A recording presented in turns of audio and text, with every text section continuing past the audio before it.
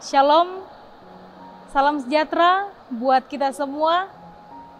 Selamat berjumpa dalam Renungan Harian Toraya, edisi Selasa, tanggal 25 Agustus tahun 2020, Jemaat Marendeng Sangata. Mengawali aktivitas kita pada pagi hari ini, mari berdoa. Kita berdoa. Terpuji kekal namamu ya Bapa dalam kerajaan sorga. Kami berterima kasih mengucap syukur atas lawatan Tuhan dalam kehidupan kami.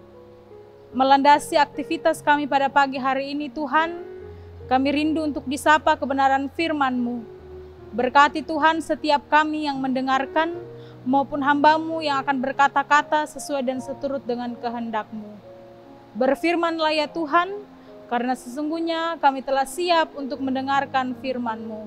Di dalam dan demi Kristus Yesus kami berdoa. Amin.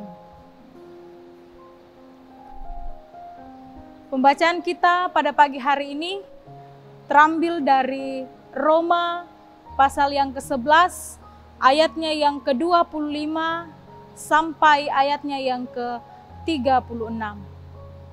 Roma pasal yang ke-11, ayat yang ke-25 sampai ayatnya yang ke-36. Penyelamatan Israel. Sebab saudara-saudara, supaya kamu jangan menganggap dirimu pandai, aku mau agar kamu mengetahui rahasia ini. Sebagian dari Israel telah menjadi tegar, sampai jumlah yang penuh dari bangsa-bangsa lain telah masuk. Dengan jalan demikian seluruh Israel akan diselamatkan, seperti ada tertulis, dari Sion akan datang penebus, ia akan menyingkirkan segala kefasikan daripada Yakub. Dan inilah perjanjianku dengan mereka, apabila aku menghapuskan dosa mereka. Mengenai Injil mereka adalah seteru Allah oleh karena kamu, tetapi mengenai pilihan mereka adalah kekasih Allah oleh karena nenek moyang. Sebab Allah tidak menyesali kasih karunia dan panggilannya. Sebab sama seperti kamu dahulu tidak taat kepada Allah, tetapi sekarang beroleh kemurahan oleh ketidaktaatan mereka. Demikian juga mereka sekarang tidak taat, supaya oleh kemurahan yang telah kamu peroleh, mereka juga akan beroleh kemurahan. Sebab Allah telah mengurung semua orang dalam ketidaktaatan, supaya ia dapat menunjukkan kemurahannya atas mereka semua. Oh, alangkah dalamnya kekayaan, hikmat dan pengetahuan Allah. Sungguh tak terselidiki keputusan-keputusannya, dan sungguh tak terselami jalan-jalannya. Sebab siapakah yang mengetahui pikiran Tuhan? Atau siapakah yang pernah menjadi penasihatnya?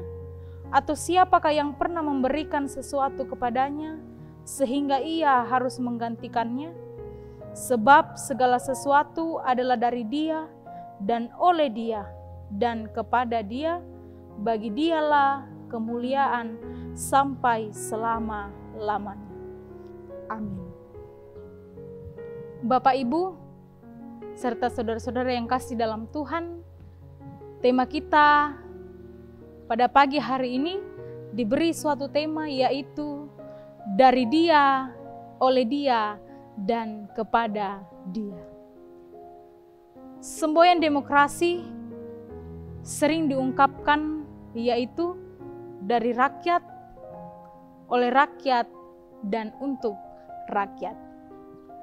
Ya, ungkapan ini hendak menunjukkan bahwa kemerdekaan dan pemerintahan itu bukan karena kekuatan pribadi, sehingga tidak ada pribadi yang menyombongkan diri karena kekuatan, kepandaian, atau potensi pada diri pribadi, tetapi kebersamaan bagi seluruh rakyat.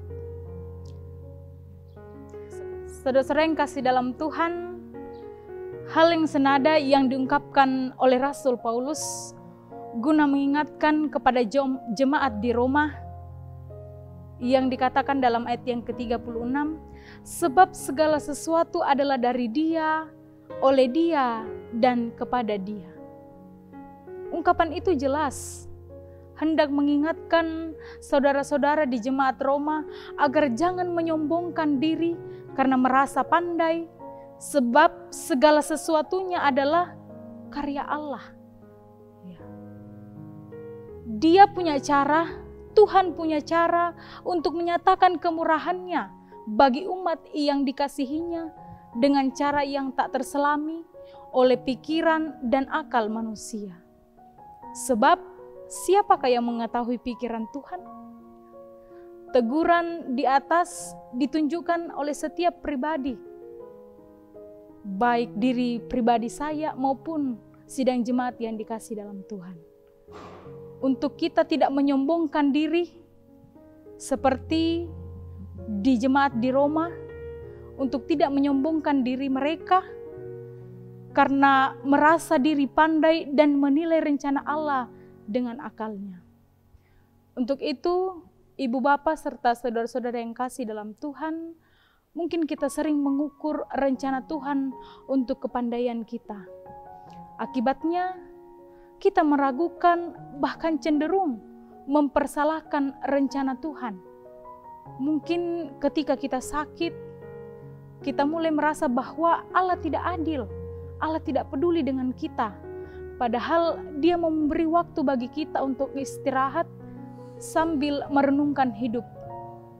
Atau saat kita belum mendapat pekerjaan, mungkin Tuhan mau agar kita lebih berserah kepada-Nya. Yang pasti bahwa Allah adalah sumber segala sesuatu, dan oleh karena Dia kita melangkah dalam hidup, serta kepada Dialah hidup kita. Dengan menjadikan Allah sebagai yang utama dan yang terutama, maka tidak ada jalan bagi kita untuk mengandalkan kepandaian dan akal kita, serta memuliakan Allah. Roh Kudus yang akan memampukan kita. Amin. Mari berdoa. Bapa dalam surga, ajar kami Tuhan untuk menjadikan hidup kami lebih bermakna, sehingga kami tidak menjadikan diri kami sebagai kesombongan, tidak menjadikan diri kami untuk menjadi yang lebih pandai, yang lebih pintar. Kami tahu Tuhan bahwa apa yang kami miliki pada diri kami masing-masing itu semua asalnya daripada Engkau. Melandasi aktivitas kami pada pagi hari ini Tuhan, kami tetap serahkan ke dalam tangan-Mu. Biarlah firman yang telah kami dengarkan, yang telah kami beritakan ya Tuhan, bisa menjadikan pedoman dalam kehidupan kami untuk menjalani setiap aktivitas kami, dimanapun kami berada. Ini doa kami Tuhan, yang kami bawa di dalam anak-Mu Yesus Kristus, yang itulah Tuhan dan Juru Selamat kami yang hidup, kami berdoa. Amin. Demikian perenungan kita pada pagi hari ini. Tetap jaga kesehatan, Tuhan Yesus memberkati. Salam sehat.